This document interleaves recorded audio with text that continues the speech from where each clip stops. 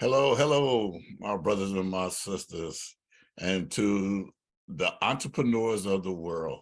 My name is Aki Ahim. I am a licensed preacher, licensed by man, bonded by the Holy Spirit, also a licensed public insurance adjuster.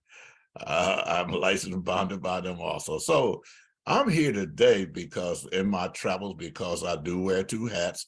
I make a living as a public insurance adjuster, but I was called to be a preacher. So I'm here to teach you a couple of principles today, because in my travels, I'm always asked different questions, and the best way I know how to answer them is through a proven method, which is the Bible. That has the proven methods in it. And I have been asked, how do I find my direction? How do I find my purpose? And how do I know if I'm on the right track or not? Well, I'm here today to share a principle with you to how to find your direction, how to find your purpose, and when you learn that you're not on the right track. Uh, you, I will be soon. This will be the Mountain of Eagles podcast. Working with a friend of mine, Dr. Barrett Matthews, right now on that project. There'll be a link description in below in case that's something you might be interested in, that you can click on it and get in touch with Barrett and go from there. Okay, listen, let's all start at Matthew chapter 25, verses 14 through 30. So if you want to read it later, but you can follow me right now. And it reads as thus: For the kingdom of heaven is as a man traveling to a far country, who called his own servants and delivered them and his goods. And unto one he gave 5 talents, and to another 2, and to another 1, and to every man according to his several ability, and straightway took his journey. Then he that had received the 5 talents went and traded with the same, and made them other 5 talents. And likewise he that had the 2, he also gave other 2. But he that received 1 went and digged in the earth and hid his Lord's money. After a long time, the Lord of those servants cometh and reckoned with him. Love that word, reckon.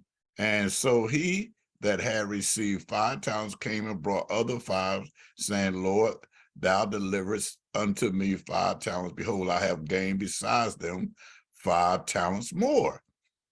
His Lord said unto him, Well done, thou good and faithful servant.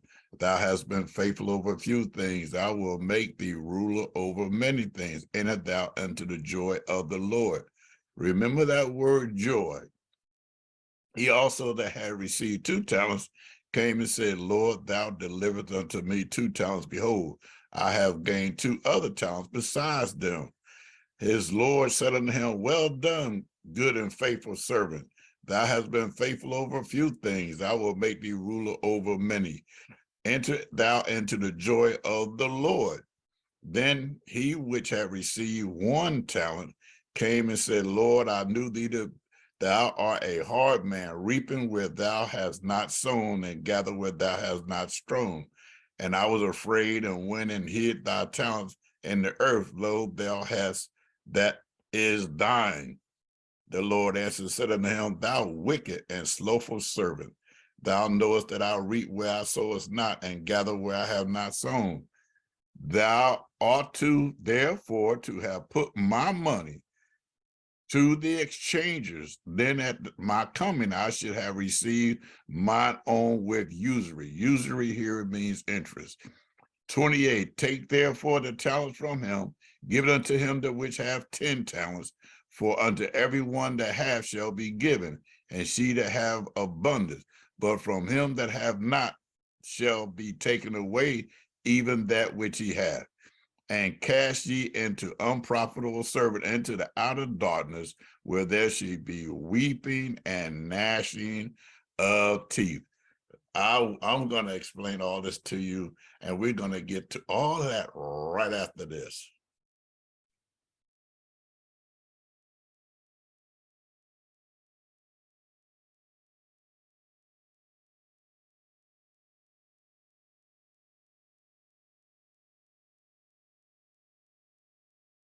Now you've heard the scriptures. You know what we're talking about here. It's about and here is talking about the King, the Lord is talking about God. So if it's and God has given all of us abilities. Everybody on the face of earth, God has given certain ability to do certain things. If you use those, which in this place is called gifts, if you use those gifts to be fruitful and multiply, or to gain interest, or to make money, then you'll be blessed. And I'm gonna paraphrase a lot of this for the sake of time, but let me just read this again. It says, and then he that had received the 5 talents went and traded the same and made them other 5 talents. So he made use of his gifts. He did he went and got another 5. Okay. And when the Lord said unto him, well, now he said, and so that he had received 5 talents, verse 20 said, when he that had received the 5 talents, came and brought other 5 talents, saying, Lord, thou delivered unto me 5 talents. Behold, I have gained besides them 5 more. And his Lord said to him, well done, thou good and faithful servant. Thou hast been faithful with few things. I will make you rule over many things. Enter thou into the joy of the Lord. And listen, I know people read this and say, okay, but they just read over it because to them it's a history book. To them it's just, you're trying to get through it in a year. But if you really understand this word joy, if you have increased your financial ability twice, double in a year, guess what happened? Why he said, enter into my joy. Now, if you struggling, now think about this. You're struggling to make car payments, but you doubled your income. Guess what you're not doing anymore? You're not struggling to make car payments. All right, your mortgage payments is always behind you, paying extra on it. Guess what? If you double your income, you ain't struggling to make mortgage payments anymore. Guess what? Your credit card payments is always behind, and you're paying bare minimums. So all you're doing is giving away money. But when you double your income, you can now pay those off on time and not be giving away money. Guess what you're gonna have? You're gonna have joy. Why? Because you're not stressing anymore. You're not panicking anymore. You're not worried anymore, because now you have the ability, because you used the gifts and the talent God gave you to double your income, whereas now you can pay everything not only on time, but ahead of time, which will increase your ability to have more money. Now, granted, now I want you to understand this. Everybody is not a basketball player, but understand this. We have a saying in the entrepreneurship world that the graveyard is full of potential. And what am I saying about that? I'm saying that there's a whole bunch of folks that got more potential than you, but they didn't use it. It ended up in the graveyard. You have to be willing to put the talent and the gifts and the potential to work. If you don't, all it does end up in the graveyard, because there's some basketball players in the world that can outplay some of them guys in the NBA, but they weren't willing to play by the rules. They weren't willing to put the work in to play in a uniform a profession the way it should. They just want to do street ball and be known by street people and not take care of their bodies, and they wanted to drink and drugs, so they stayed where they were, so they never made the money. But all they had to do was put the work in. All they had to do was use the talents they had, and they could have been living a life of luxury.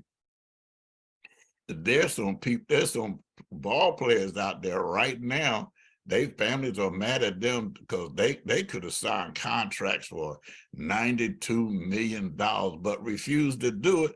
And so now they're playing for minimum wage. Can you believe? I mean, you get offered these big contracts to play, but because you think more highly of yourself than you ought to, you're going to make more money than you ever made before, but you decide, I want more than that. But you ain't ever even made half of what they're giving you. So you just blow the whole thing, and now you're not making nothing because everything's been taken from you. And guess what? It's going to somebody else because of what you didn't do.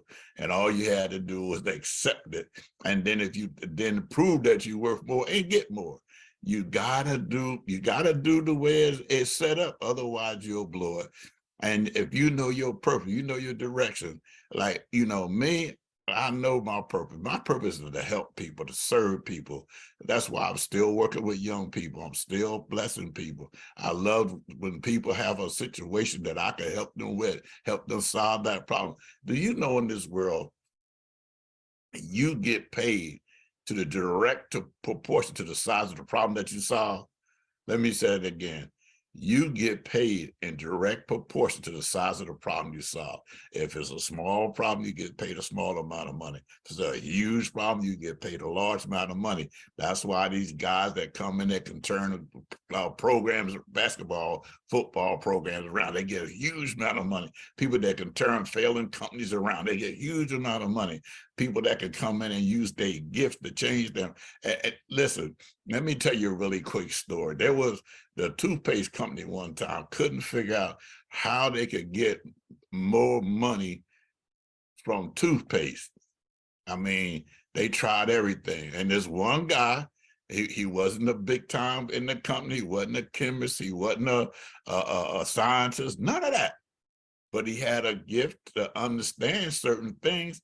And he went to the company one day. He said, listen, if I could tell you how to make more money on your toothpaste, would you be willing to pay me for it? And they looked at him and they said, and they said, yeah, they're gonna give him, they said, we'll give you an exorbitant amount of money, because really they thought they wasn't gonna have to pay it. He said, look, all you have to do, so simple, is make the mouth of the toothpaste bigger so more come out at once. They use it up faster, and they have to come back and buy it faster and quicker. And they did that, and they made a huge amount of money. Of course, they had to pay him, but because he solved a huge problem with something so simple, you had the answer to things like that, but you're afraid to answer them and stand up for it, so you don't get paid. But because of that, guess what? He entered into the joy of the Lord, because guess what happened? He went from being on the lowest man on the totem pole to not having to work no more, and take care of his family, go on paid vacations where he didn't have to worry about his credit card, none of that. And you can do the same thing if you just start to use what God gave you. Listen, the thing of it said, and also verse 22, he said, he also that had received 2 talents came and said, Lord, thou hast delivered unto me 2 talents. Behold, I have gained 2 other talents besides them. And the Lord said unto him, well done, my good and faithful servant. Thou hast been faithful over a few things. I will make you ruler over many things. Enter thou into my joy. And I just love the Lord, because his multiplication ain't like our multiplication. He says, listen, did you hear what he said? You've been faithful over a few things, not a whole bunch, just a few things. I'm going to make you ruler over many. Enter into my joy.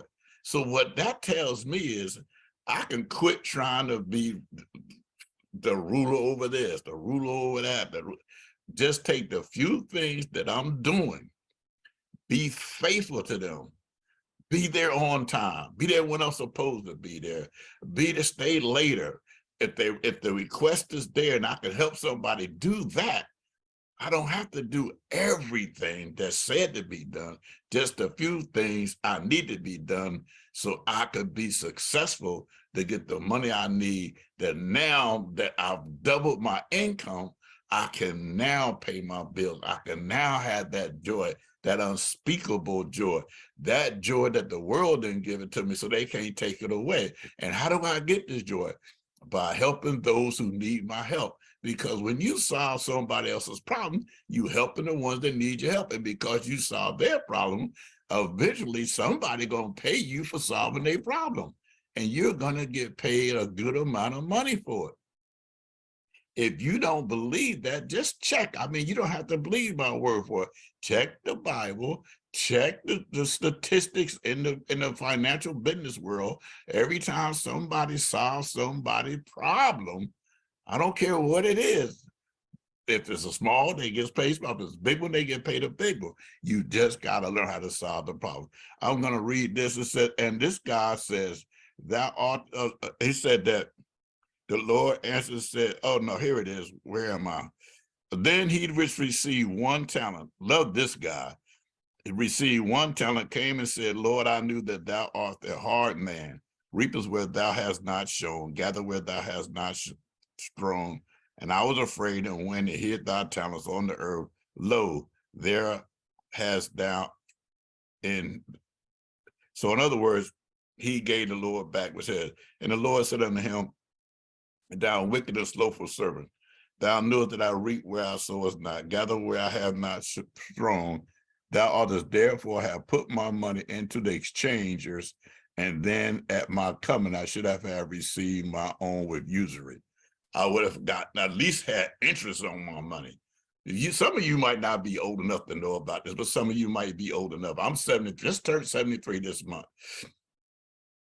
That people used to hide their money in the mattress because they didn't trust banks. Do you know what happened if you hide money in a mattress, $1 million, $2 million, $3 million, and a house catch on fire? That money gone. And guess what else? It can't be replaced because there's no way you can prove you had $1 million in that mattress that got burnt up. So you hide no money to nobody. It serves nobody no purpose. It serves no good to anybody. It doesn't get any interest. It doesn't anybody. If you make your money work for you, you can get interest on that money that you can one day live off of, and one day take care of your children, your family, and you can know what joy is because you're not struggling anymore. You're not going through, when a bill come, an unexpected bill come in, you're not freaking out because you just go to the bank and get the money and put it in. You could take the interest and use that to pay for the bill.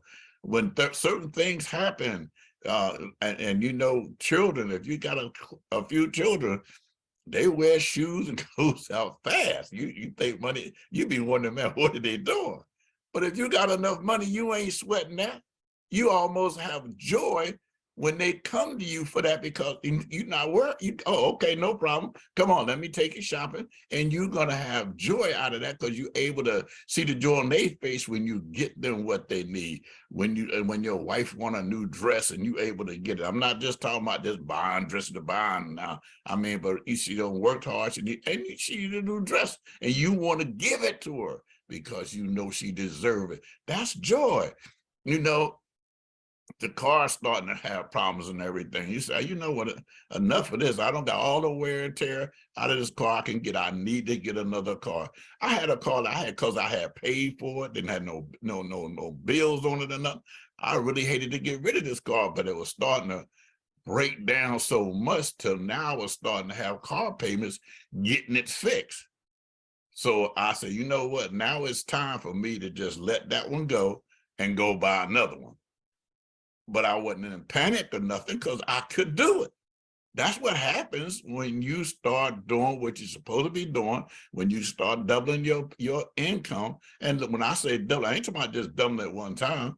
If you start to double it every year, guess what happens? You're really going to understand joy. But if you go from 10,000 to 20,000, 20,000 to 40,000, 40,000 to 80,000, you see what I'm saying? You'll start to have joy. And you could do that if you just follow the principle. And he's told this guy, man, he said, what? He said, cast the unprofitable servant into outer darkness. There shall be weeping and gnashing of teeth. And I know a lot of people used to get upset at that because they couldn't figure out, why is God so hard on this guy? Why is he, treating him so badly? I mean, he didn't really do nothing wrong. Yes, he did, because he did not do what he was born to do. And you want to know what your direction, what your purpose in life, when you really want to know, just go to Genesis 1:28, okay? And Genesis 1:28, and it says, this is the Bible telling you, it said, and God blessed them and said unto them, be fruitful and multiply and replenish the earth and subdue it, and have dominion over the fish, the sea, and over the fowls of the air, and over every living thing that moveth upon the face of the earth. So God is saying, be fruitful, multiply. I've given you what you need. All you have to do is use it.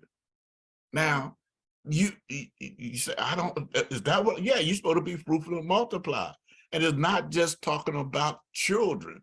If you got land, use that land to grow something that's going to help society, to help somebody else. You know, and in Israel, there's certain part of the land they was told not to do anything with it, to leave it for the poor people that's coming through, that they might have something to eat. In other words, you blessing people you don't even know. But because you blessing people you don't even know, God is blessing you. Somewhere along the line, we got to learn that our job is to help somebody else besides ourselves. We came in this world by ourselves, but we supposed to help somebody else. There's a song said, Lord, I just want to help somebody along the way. That's what I want to do. Do you know you get more joy out of life when you help somebody else than when you live a life where everything you do is about you and for you? God said, enter to my peace and my rest. Because now, do you know what it's like when you sitting somewhere and they say, hey, if we just had 10,000, we could do this for this family, for these kids. We could take them so we could do, and you want to, but you can't, you just don't have the money. But what happens if you decide to use the principles in the Bible and be fruitful and multiply, and now that you've doubled your income and somebody says that, and you say, oh, no problem, how much did you say it was? And go write a check for it. I guarantee you, there's an experience of joy you will have that you never had before. And all you got to do is be fruitful, and that's your direction, that's your purpose in life. But now you say, okay, you saying that, all right, but how do I do that? Because you got the Bible to tell you the principles, to give you the direction, to give you purpose. But here it is. Now see, some of us, we hear things, and that's as far as it goes. And Michael Martinez, I call him Master Mike. He first got me involved in the YouTube business. He taught it to me, and he taught he was teaching the whole class, but there was only a couple of us that followed up on it. But you know what he told me, and I'm not telling this to impress upon you about me, but impress upon you the things that you need to do. He said, out of all the people in the class, there's only a couple of them that even attempted to do what you did, and you're the oldest, and you still did it. And so I became still becoming successful. Okay, that's why I'm doing the podcast. You'll be hearing more about that as we go. Now, I want to read this one last scripture before I go, because this is probably as important. Well, all of them is important. This is important. Listen to this. In the book of James, chapter 1, verse 22. And this is important because a lot of people, they pay to go to these big time seminars, right? They go to class, they go to training, they get all this information. And let me read this, then you'll see what I'm saying. It says, James 1, chapter 1, verse 20 said, but be ye doers of the word and not just hearers only, deceiving yourselves. So what am I saying? I'm saying you can't just be there and hear how to do it. You got to do it.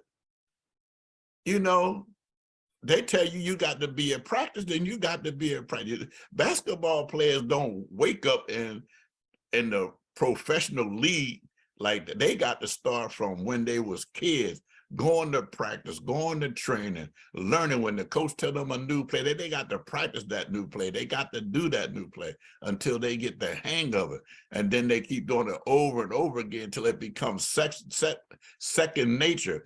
until it become muscle memory. And it's not just with sports, with anything. If you're a musician, you got to keep playing the same thing over and over again until, oh man, you're so good at it, you could do it without even thinking about it. It got to become second nature to you. You got to be hearers of it, not just hearers, but doers. You know, I don't care what it is, even teaching, preaching, you got to keep practicing and practicing and reading the word, studying the word, learning from the word, listen to different preachers, listen to different, reading it, studying it, make sure that you understand it.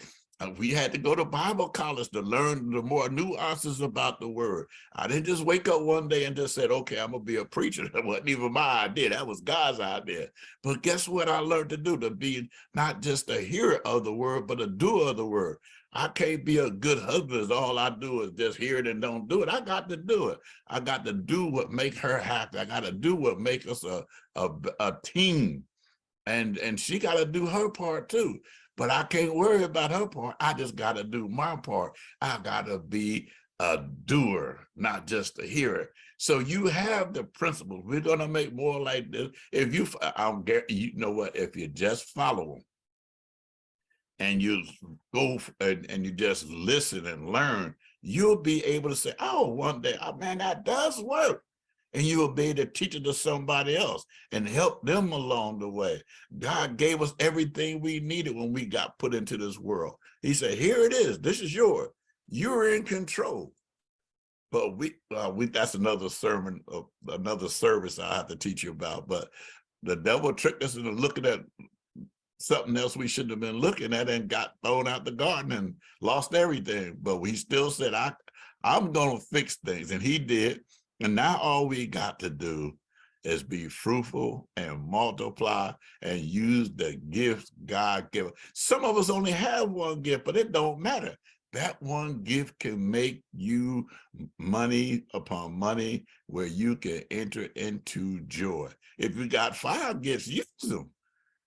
But you can't have a gift and just say, well, all God gave me was one gift, and because he only gave me one gift, I'm not going to use it. And it's easy to find out what your gift is. You know what I knew when I was, when I had to preach? Because when I'm not doing it, I feel miserable. I don't feel good. But when I'm doing it, as you probably noticed, I've been smiling through this whole thing because I'm at peace. I'm at joy. This is me. This is what God called me to be, what called me to do. And I'm going to do it. Because the joy of the Lord is my strength. Listen, hit the like button, hit the subscribe. Let us know and like I said, I'm going to put this description in from Dr. Barrett Matthews, where if you want to learn about podcasts and all that, that's his expertise. That's his talent. So I'm going to let it put the scripture. You can click on it and get in touch with him.